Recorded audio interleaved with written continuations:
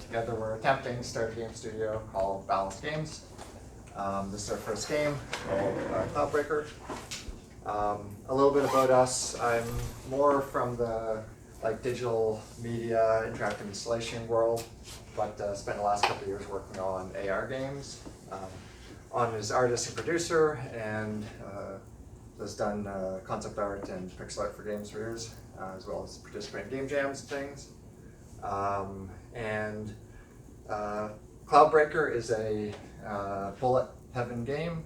The basic concept is you have a little ship, and waves of enemies are coming in, you're grabbing the XP from them, and you have a little tile-based engine part puzzle. So you're using these engine parts to kind of level up your ship and attempting to face more and more waves. I'll boot it up. And yeah, I mean, we basically chose to do this style of game because of how quickly it can be completed. So we've never made a game before, so figure let's fail fast. You know, the hope is to finish this in 6 months to a year. And hopefully this will get us to the point where we either know whether we're going to fail or succeed at the marketing and sales side of things. So it's a really good genre for that. And it's pretty straightforward. I mean, you've got a little ship in a field, you've got enemies coming towards you. You grab their XP, you get a choice of 3 upgrades. This case, Anand's grabbed a missile upgrade.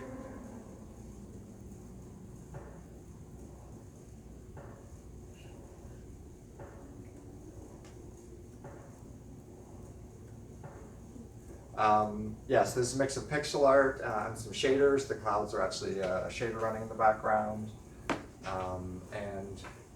The idea is just as you kind of get more and more parts, you're having to puzzle them in, figure out where they fit, how they're all going to merge together. This is running in Godot, which has been great to work with. I've worked a lot with Unity, but Godot is just super quick. It's really nice. You can actually code while you have the game running, so you can tweak things, which is really great for quick iterative feedback.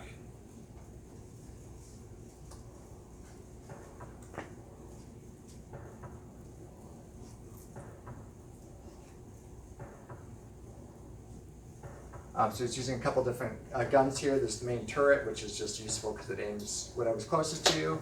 He's got a cannon, which is directional, which has got piercing, so it can kind of pierce through multiple enemies, which is good, but it's only directional, so that's kind of the trade-off there.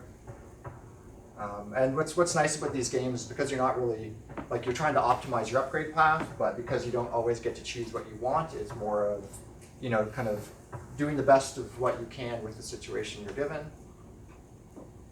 And two, when you connect those 2 pieces together, they actually join. So now if he wants to move that one cannon, he's got to kind of pick them up and move them both together. So kind of as you're adding in parts that upgrade other parts and connect in, you're having to be more and more restrictive with where you can place things. And basically, with these games, usually you are trying to survive for about 20 minutes, and that's the full length of the game. If at any point you die, Anand just did, you basically have to start over from scratch. So it's like the general roguelite formula. And then the idea is that there'll be kind of in-between run upgrades as well. So in this sky world, there's going to be little islands you can go to get relics or unlock new engine parts, collect those to be able to further upgrade your ship, and so that you're losing all your progress every time you die, but then you're going to get these larger upgrades which allow you to survive longer the next run and the next run and so on. The kind of concept of the world is it's a little sky world, so you actually start off in this little sky island at the top, and you've got this cute little village. And then as it starts, you break down through a cloud layer, and you end up in this little zone with enemies. And you can basically, the further you go down the sky zone, the further the difficulty increases, but the better rewards you're going to be able to find down there. So if Anand wants to dive down a little bit further, the atmosphere will start changing. And the idea is that the further you get down, also the darker it's going to get, so the harder it is to see things. And yeah, we're about 2 months into development at this point.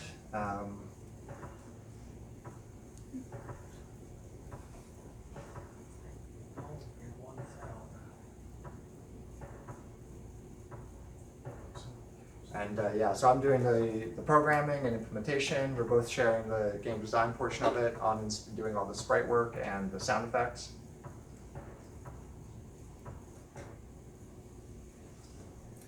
And you have your classic level rarity colors, so the different parts will come at different rarity. The one he just placed there was an effector, so that's going to speed up the speed of whatever part he's attaching it to.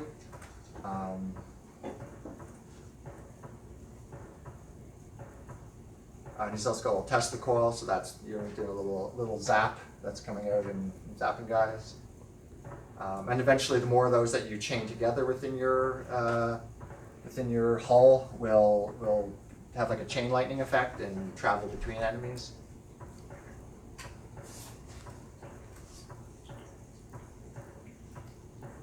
The modular weapon arrangement stuff is really cool. Yeah. Like the direction the animated seems to fire in that direction and stuff. It's fun. It is kind of interesting because it almost makes you want to keep opening your inventory to swap things out. Like if you're only shooting up and all of a sudden you're at the bottom, do you like go in your inventory and swap it around? So it's been interesting trying to balance that. And like, just questions like, do we want players to be opening your inventory constantly and moving things around? Is that fun? Is that not fun? And also like, yeah, if he tries to put this on another part, picks it up, now they're one piece. You're kind of like building this more intricate Tetris-y puzzle, like the further you go. And the hope is that you're kind of choosing between, I've got one part that's a bunch of add-ons to it, so it's really powerful, but now it's actually really annoying to move that around in my inventory. But it's been really fun to just think about those types of choices. Like what do you want a player to choose? What do you want them doing? What is fun? What's not? It's a fun puzzle. Is it a level system game or is it just one level? Just be one level. So our kind of plan for deployment of this is to get it to early access in 6 months. And then from there, build it out and have extra levels and things like that. But it's like, what's the smallest version of a thing that's fun to play that you can kind of get out there? And then at that point, okay, what can we add to this? And there's a number of games in this style, and some of them only have 2 or 3 levels. Some of them have more. But if you're trying to get something out as quickly as possible, levels is a really expensive thing to make time-wise. So, the advantage of making something like this is like, the entire level right now, there will be islands and things, but right now it's just one cloud shader basically with a couple of parallax levels. So super easy and quick to build that, easy and quick to build a bunch of enemies coming at you. The AI is pretty basic at this point, and there's also going to be multiple layers. So this is like the top zone, it has a certain set of enemies, and then as you dive down, you're going to get to a more industrial layer, which will have its own set of enemies and different islands. And then if you dive down even further, you're going to get to a section which is kind of like the depth, and there you'll have these kind of like deep sea kind of flat floaty creatures. And the idea is the further down you go, the better the relics and things are well defined. And when you get those relics, you have to try and race. The difficulty will spike, and you have to kind of race back to your starting zone to extract that. So it's kind of that risk reward of like, how far down do you need to go? Is this a really good build this time? Maybe I want to get down to as far as I can and get something good. Or maybe you're not doing that well, and you're like, okay, I'm just not going to risk it. I'm going to stay up near the surface and just get some XP up there. And another thing is our multiple hulls. yeah, and so this is just one ship, and the idea is that hopefully we're going to add in different ships. Maybe they have their own unique weapon, but also probably the difference, like if you want to go into inventory there, like these different sockets would maybe have different effects. So maybe one row would power up a particular type of weapon. And another thing we're hoping to add in is relics, which are things you are between run upgrades. So you find it on an island, and when you leave to go cloud breaking down into the sky zone, you would put one of them in your ship or a couple of them. So they take up permanent space, but be really powerful upgrades. And they could be something like, whatever part you put in this slot, you'll roll more of those, or find better rarity of those, or maybe it'll be like a compass, it'll point direction towards, new relics, or the thing of adding in like a telescope that would do a like lens warp effect on the edge, so you could see enemies further away from you. Things like that, like bigger upgrades that are more kind of permanent, but not necessarily weapons.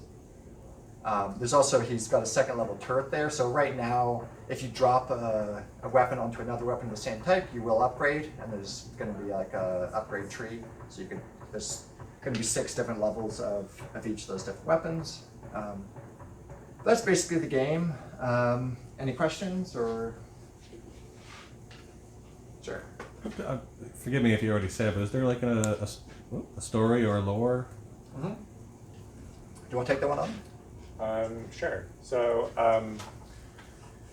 yeah, the main, we're doing kind of a far future post-apocalyptic kind of thing where there's the technology that you're using to upgrade your ship is kind of like this stuff that the people who are using it don't really know what it is. They're discovering it in the world, and it's like, so a cannon might be like People are finding this technology. They don't really know what it is, so they're just kind of naming it with whatever they know.